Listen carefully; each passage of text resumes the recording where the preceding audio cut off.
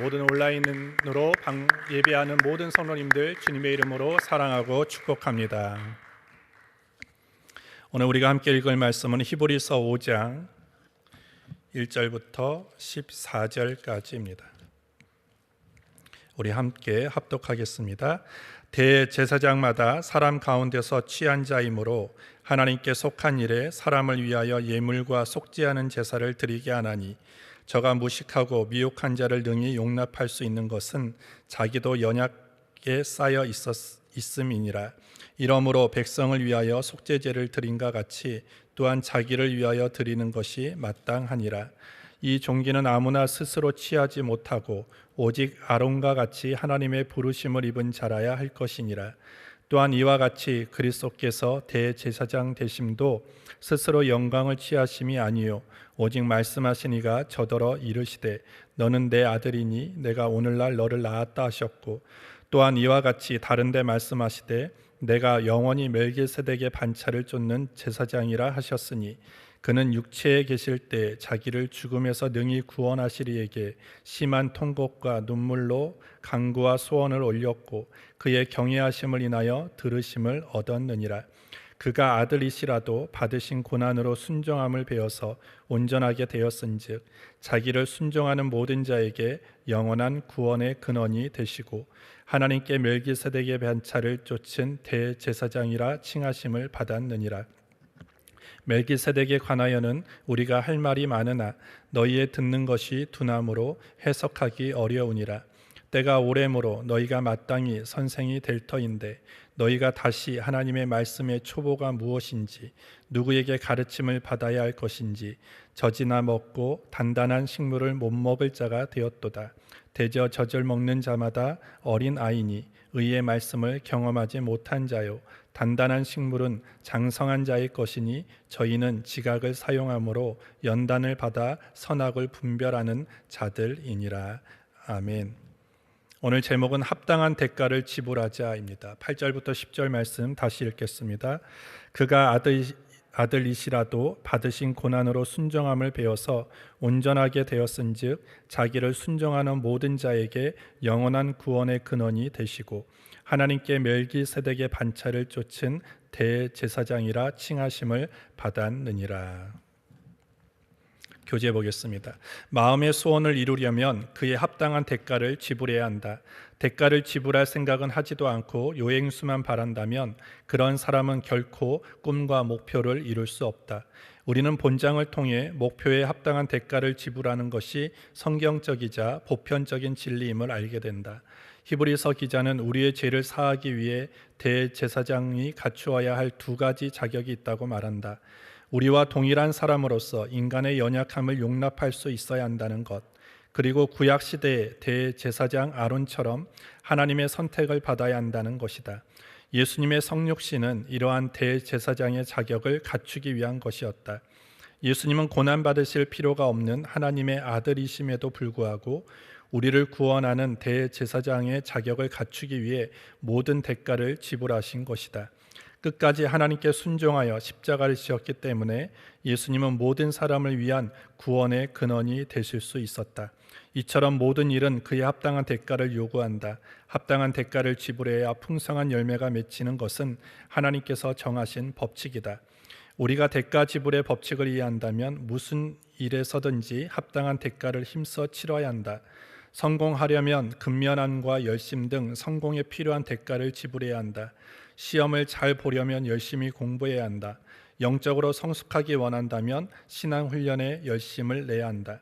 대가를 지불하지 않으면 아무리 신앙생활을 오래 해도 영적 성숙은 먼 이야기이다. 늘 위로와 축복의 말만 기대하는 영적 어린아이에 그치고 만다. 갈수록 요행수만 기대하는 세상의 풍습을 본받지 말고 합당한 대가를 지불하기 위해 최선을 다하자.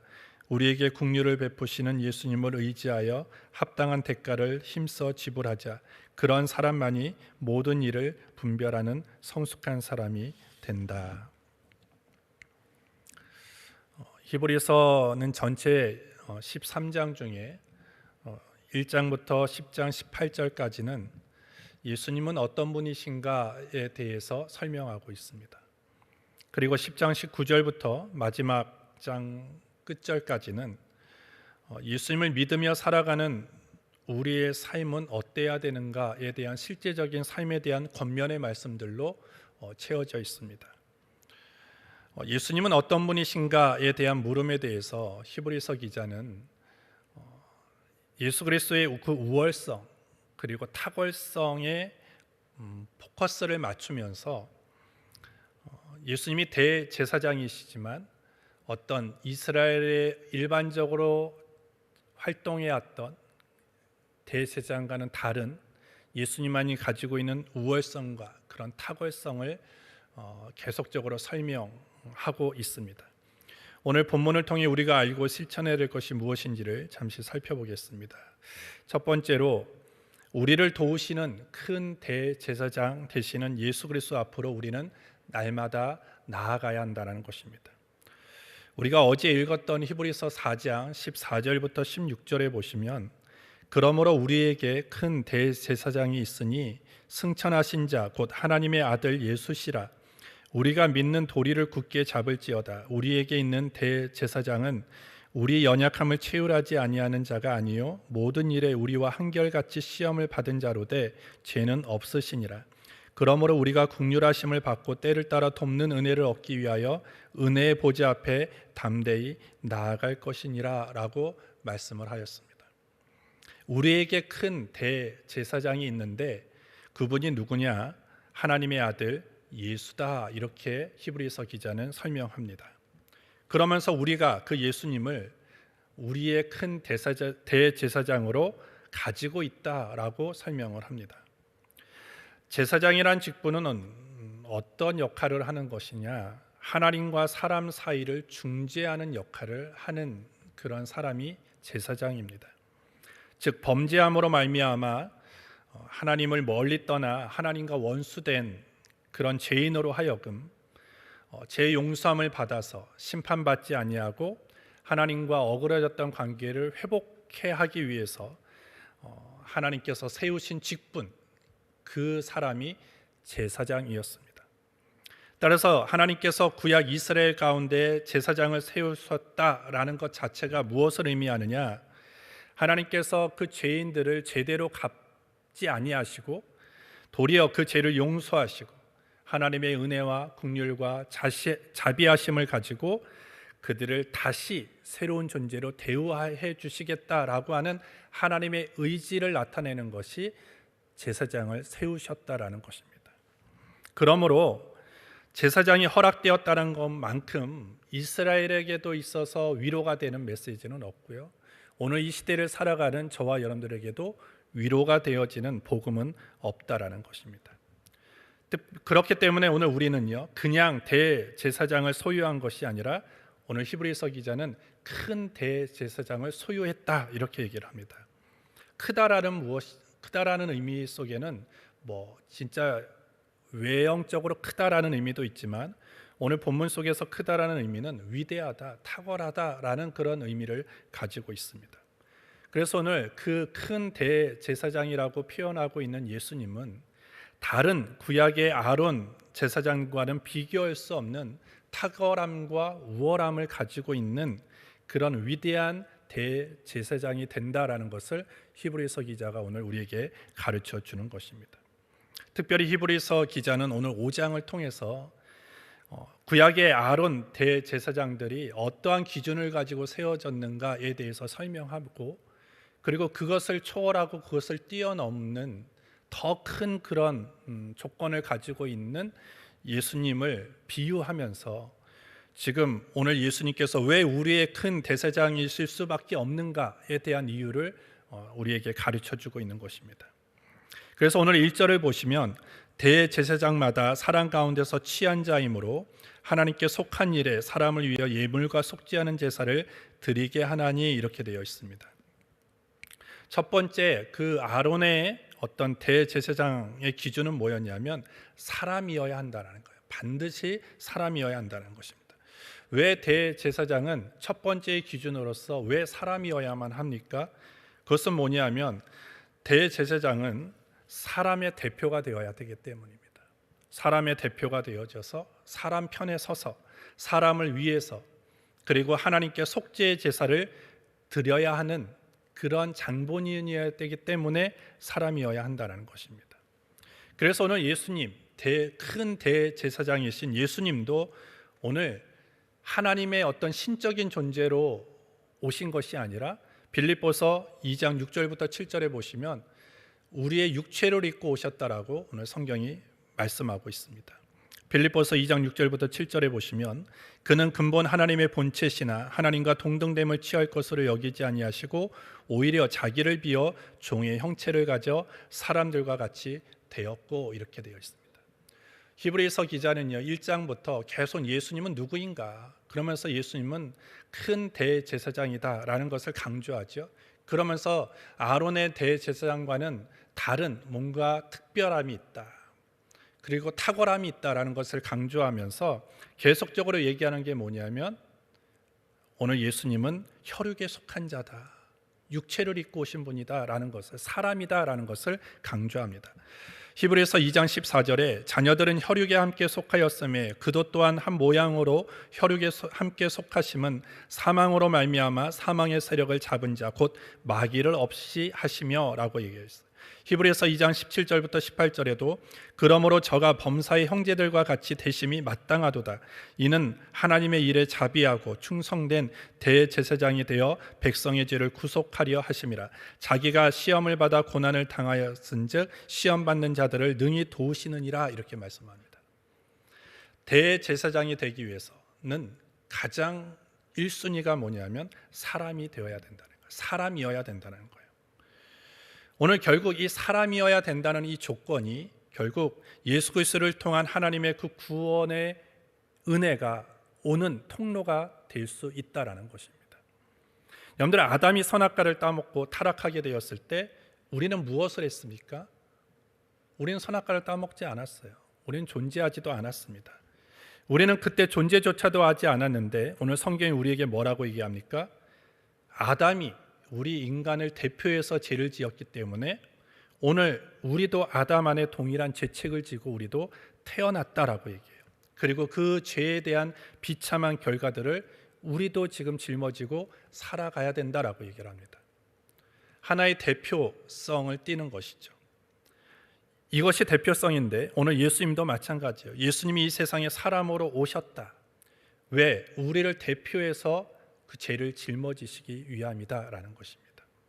오늘 예수님께서 우리를 대표해서 우리가 짊어지고 있는 어떤 죄의 결과들, 그리고 죄책들을 예수님이 십자가에 달리실 때 그 예수님의 몸에 우리의 모든 죄책들을 다 짊어지신 거예요. 다 묶어 놓으신 것입니다. 그래서 십자가에 달리심으로 인해서 우리의 대속의 희생의 제사를 드리셨다라는 거예요. 결국 예수님께서 십자가에 달리심으로 인해서 우리가 짊어지고 있는 어떤 죄책과 어떤 죄로 인한 여러 가지 비참한 결과들이 다 해결되었다라는 것이죠. 그리고 예수님이 인류를 대표해서 부활하시고 승천하심으로 말미암아 우리가 그 죄로 인해서 사망의 권세에 들어갈 것을 우리에게 생명의 역사를 주셨다라는 것입니다. 영원한 생명으로 인도해 주시는 것이다라는 거예요. 그래서 사도 바울은 로마서 5장 18절부터 19절에 이렇게 얘기해요. 그런즉 한 범죄로 많은 사람이 정죄에 이른 것 같이 의의 한 행동으로 말미암아 많은 사람이 의롭다 하심을 받아 생명에 이르렀느니라. 한 사람의 순종치 아니함으로 많은 사람이 죄인 된 것 같이 한 사람의 순종하심으로 많은 사람이 의인이 되리라, 이렇게 되어 있습니다. 아론의 어떤 대제사장이 어떤 사람의 편에 서서 사람을 위하여 대표성을 가지고 제사를 드렸습니다. 오늘 예수님도 마찬가지예요. 예수님도 인류를 대표해서 십자가에 달리신 것입니다. 그런데 뭐가 다르느냐? 다른 점이 있어요. 왜 예수님이 대제사장으로서 뭔가 더 특별하고 탁월하느냐? 오늘 아론의 대제사장은 하나님 인간의 대표성을 가지고 왔지만 죄가 있는 사람들입니다. 하지만 예수님은 죄가 없는 분이시다라는 거예요. 그래서 구약의 대제사장들이 연약한 죄인으로서 드려지는 그 제사, 그 구속의 제사는요 완전할 수가 없다라는 거예요. 왜냐하면 우물에 빠진 자를 우물에 빠져 있는 상태에서 건져낼 수 없는 거예요. 우물에 빠진 자를 건져낼 수 있는 사람은 우물 밖에 있는 사람이 건져낼 수 있습니다. 죄인을 구원할 수 있는 것, 죄인을 대변하고 대표할 수 있는 존재는 누구입니까? 완전히 죄가 없는 인간이어야 된다는 거예요. 근데 죄가 없는 온전한 인간은 누구밖에 없습니까? 예수 그리스도밖에 없는 거예요. 그래서 오늘 예수님의 그 제사장으로서의 탁월함, 이것은 어떤 아론의 제사장, 구약의 제사장보다 버금가다라는 것입니다. 두 번째로 오늘 자격은 무엇입니까? 하나님으로부터 부르심을 받은 자여야 한다는 것입니다. 4절부터 6절을 보시면 이 종기는 아무나 스스로 취하지 못하고 오직 아론과 같이 하나님의 부르심을 입은 자라야 할 것이니라. 또한 이와 같이 그리스도께서 대제사장 되심도 스스로 영광을 취하심이 아니요 오직 말씀하시니가 저더러 이르시되 너는 내 아들이니 내가 오늘날 너를 낳았다 하셨고 또한 이와 같이 다른 데 말씀하시되 내가 영원히 멜기세덱의 반차를 쫓는 제사장이라 하셨으니 라고 말합니다. 제사장은요, 내가 하고 싶다고 되는 직분이 아닙니다. 본인이 원해서 자의적으로 할 수 있는 그런 직분이 아니라는 것입니다. 아론의 후손인 레위 지파 중에서만 구약의 제사장이 될 수 있었어요. 하나님이 그렇게 정하셨기 때문이다라는 것입니다. 제사장 그리고 성전에서 봉사하는 그 모든 일들은요, 12지파 중에서 레위 지파에 속한 사람들만이 할 수 있는 것이었습니다. 다른 지파가 만약에 제사를 드리는 일을 한다던가 아니면 성전에 관련된 일을 하게 되어지면 하나님으로부터 무서운 형벌을 받게 되었다라는 것이죠. 오늘 예수님도 마찬가지예요. 예수님도 큰 대제사장으로서 역할을 하셨습니다.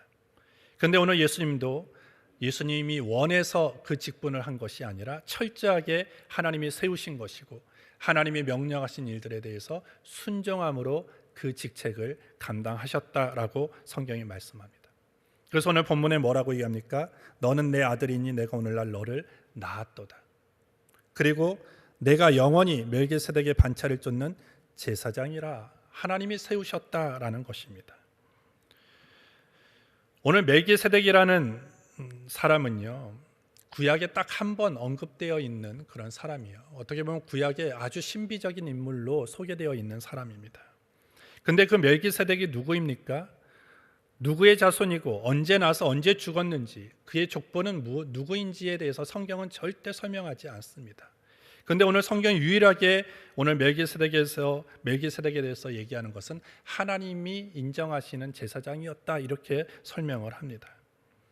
결국 히브리서 기자는 예수 그리스도께서 이 멜기세덱의 반차에 따라서 오늘 제사장이 되셨다라는 거예요. 즉 하나님이 예수 그리스도를 대제사장으로 세우셨다라는 것을 히브리서 기자는 말해주고 있는 것입니다. 오늘 구약의 대제사장은 하나님이 똑같이 세우셨어요. 하지만 뭔가 그 자기가 원해서 자기가 자의적으로 한 것이 아니었듯 오늘 예수님도 마찬가지라는 거예요. 오늘 이와 같은 이 5장에서 히브리서 기자가 예수님에 대해서 설명하는 그 여러 가지 그 논리를 통해서 한 가지 우리가 알 수 있는 것은 오늘 오직 우리 예수님만이 우리의 죄를 온전히 사하실 수 있는 완전한 대제사장이다라는 거예요. 그래서 히브리서 4장에 그렇기 때문에 그분이 큰 대제사장이다. 그래서 그 은혜 앞으로 그 예수 그리스도 앞으로 날마다 나아가야 된다라고 오늘 강조하고 있는 것입니다. 그 예수님을 우리는 날마다 대제사장으로 우리는 소유하고 있어요. 그리고 언제든지 우리는 그분께로 나아갈 수 있는 그런 특권이 저와 여러분들에게 있다라는 것입니다. 그렇기 때문에 우리는 어떤 죄의 문제가 우리의 영혼을 괴롭힐 때 우리는 예수님께로 나아가야 되는 거예요. 그리고 그 이타 여러 가지 삶의 고되고 어려운 문제들을 가지고 있을 때도 우리는 그분 앞으로 나아가야 된다는 것입니다. 그분 앞으로 우리가 담대하게 나아갈 때마다 오늘 죄의 문제뿐만 아니라 수고하고 무거운 모든 인생의 짐들이 그 예수 그리스도 안에서 온전하게 해결되어지고 풀어지게 되어지는 것입니다. 수고하고 무거운 짐진 자들아 다 내게로 오라라고 오늘 주님이 말씀하십니다. 오늘 여러분들의 죄의 문제로 어떤 정죄감으로 또 여러 가지 죄의 어떤 결과물로 인해서 힘들고 어렵다라면 그리고 여러 가지 인생의 수고한 점으로 인해서 내가 지금 어려운 가운데 있다면 우리는 주님 앞으로 나아가야 되는 거예요. 주님 앞으로 나아가면 주님은 우리를 정죄하거나 우리를 비난하거나 우리를 비판하시는 그런 분이 아니라 우리를 감싸 안아주시는 분이시다라고 오늘 말씀하고 있는 것입니다. 따라서 오늘 우리가 예수님 앞으로 늘 나아갈 때마다 오늘 하나님의 그 돕는 은혜를 우리는 늘 경험할 수 있게 되어지고 하나님의 위로와 그리고 하나님이 주시는 그 평안한 삶으로 우리는 살아갈 수 있게 되어지는 것입니다. 두 번째로 우리는 신앙의 나이값을 해야 됩니다. 오늘 11절부터 12절에 보시면 멜기세덱에 관하여는 우리가 할 말이 많으나 너희의 듣는 것이 두나무로 해석하기 어려우니라. 때가 오래므로 너희가 마땅히 선생이 될 터인데 너희가 다시 하나님의 말씀의 초보가 무엇인지 누구에게 가르침을 받아야 할 것인지 젖이나 먹고 단단한 식물을 못 먹을 자가 되었도다. 오늘 히브리 기자는 유대인들의 영적인 그 무지 상태를 지금 책망하고 있는 것입니다. 많은 은혜를 받았고 그리고 선민의식으로서 우리는 특별한 사람들이야, 우리는 특별히 선택받은 민족이야 라는 그 우월감을 가지고 살아왔던 그 유대인들이 오늘 히브리서 기자가 뭐라고 얘기하냐면 그들이 영적으로 너무나 무지하다, 영적으로 너무나 어린아이와 같다라고 지금 책망하고 있는 것입니다. 그들이 그렇게 은혜를 받았고 그리고 그들이 선택받은 민족이여라고 얘기하면 거기에 걸맞는 영적인 수준을 가지고 있어야 되는데 그렇지 못하다라는 거예요. 내가 멜기세덱이라는 그 신비한 인물에 대해서 뭔가를 더 구체적으로 얘기하고 싶음에도 너희가 그 사람에 대해서 내가 얘기한다 해도 너희가 이해하지 못할 거기 때문에 나는 말하지 않겠다라고 지금 얘기할 정도입니다. 오늘 여기서 우리가 이 성경을 통해서 우리가 알 수 있는 것은 뭐예요? 우리가 다시 한번 점검해야 될 것이 무엇입니까? 나는 지금 영적으로 어린아이의 수준인가? 나는 영적으로 지금 장성한 분량에 이르렀는가를 우리는 점검해야 됩니다. 우리는 자꾸 신앙의 연조에 대해서 얘기를 합니다. 나 신앙생활 10년 했는데, 신앙생활 20년 했는데, 신앙생활 30년 했는데 그것도 중요하지만요, 거기에 걸맞는 값을 해야 된다는 거예요. 우리가 보통 이런 얘기하죠. 나이값은 해, 나이값을 좀 해야지 않겠어? 라고 얘기를 하죠. 우리 신앙의 나이값을 해야 돼요. 신앙의 나이값. 10년, 20년, 30년을 자랑할 것이 아니라 나는 신앙의 연조가 10년이라면 10년이라는 그 신앙의 연조에 걸맞는 수준을 지금 이루고 있는가? 나는 그 정도의 어떤 신앙의 실력을 가지고 있는가를 우리는 다시 한번 점검해야 된다는 것입니다. 우리가 부모는요, 자녀가 성장하기를 원해요. 자녀가 때를 따라서 성장하는 모습을 보면 참 기쁘죠. 오늘 하나님도 마찬가지예요. 하나님의 자녀인 저와 여러분들이 신앙의 연조에 따라 거기에 걸맞게 성장해 나가는 것을 하나님이 기뻐하신다라는 것입니다. 여전히 나는 교회 오래 다녔고 나는 신앙생활 오래 했다고 하지만 여전히 그 영적인 수준이 무지하고 영적인 수준이 어린아이 같다면 하나님은 기뻐하지 않습니다. 오늘 우리가 신앙의 연조에 따라서 우리 자녀들이 그 해가 갈수록 성장해 가는 것처럼 오늘 우리도 어떤 신앙적인 면, 어떤 여러 가지 생활적인 면에서도 더 성장해져야 된다라는 것입니다.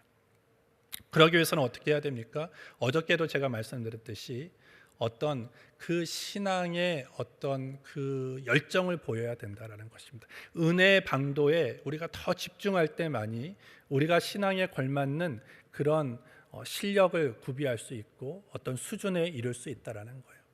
신앙생활을 10년, 20년, 30년 했는데 은혜의 방도와 방편에 우리가 집중하지 않으면 신앙은 계속 후퇴하고 퇴보할 수밖에 없습니다. 따라서 우리는 신앙의 연주를 하면 할수록 어떻게 해야 돼요? 더 예배 생활을 철저하게 해야 되고 기도 생활도 더 철저해야 되고 그리고 말씀 생활도 더 철저해야 돼요. 신앙 생활을 많이 하면 할수록 신앙의 연주가 오래면 오래일수록 말씀을 읽는 시간도 더 늘어나야 됩니다. 기도하는 시간도 늘어나야 됩니다. 예배에 참석하고 예배에 드리는 여러 가지 태도들도 더 성숙해져야 된다는 거예요. 그러지 않으면 우리는 신앙의 실력을 갖출 수 없게 되어지는 것입니다.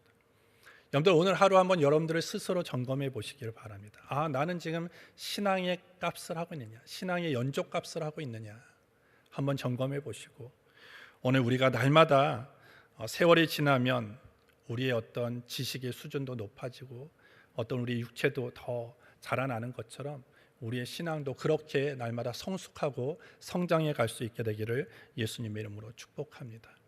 날마다 작심삼일이 되지 말고 그냥 매번 넘어지고 쓰러지고 그런 연약한 인생이 되지 말고 그런 신앙이 되지 말고 뭔가 내가 더 강건해지고 더 건강해지는 그런 신앙의 삶으로 자라나겠다라고 결단하시고 오늘 하루도 모든 경건의 훈련에 더 집중하시고 더 여러분들의 열정을 쏟는 우리 모두가 되어질 때 우리는 하나님이 기뻐하시는 그런 신앙의 나이값을 할 수 있는 그런 하나님의 사람들이 되어지게 될 줄 믿습니다. 기도하겠습니다. 하나님 아버지 감사합니다. 오늘도 주가 주신 말씀을 기억하며 또 실천하며 순종하기를 원합니다. 성령님 함께하여 주시옵소서. 예수님의 이름으로 기도합니다. 아멘. 주님이 가르치신 기도로 오늘 예배를 마칩니다. 하늘에 계신 우리 아버지여, 이름이 거룩히 여김을 받으시오며 나라의 마옵시며 뜻이 하늘에서 이룬 것 같이 땅에서도 이루어지리다. 오늘날 우리에게 일용할 양식을 주옵시고 우리가 우리에게 죄 지은 자를 사하여 준 것 같이 우리의 죄를 사하여 주옵시고 우리를 시험에 들게 하지 마옵시고 다만 악에서 구하옵소서. 대개 나라와 권세와 영광이 아버지께 영원히 있사옵나이다. 아멘. 나라와 교회와 가정과 나와 문제와 성령의 충만함을 위해서 또 우리 아까 기도했던 우리 안수 입사님을 위해서 우리 주님의 이름 세번 모시고 통성으로 기도합니다. 주여 주여 주여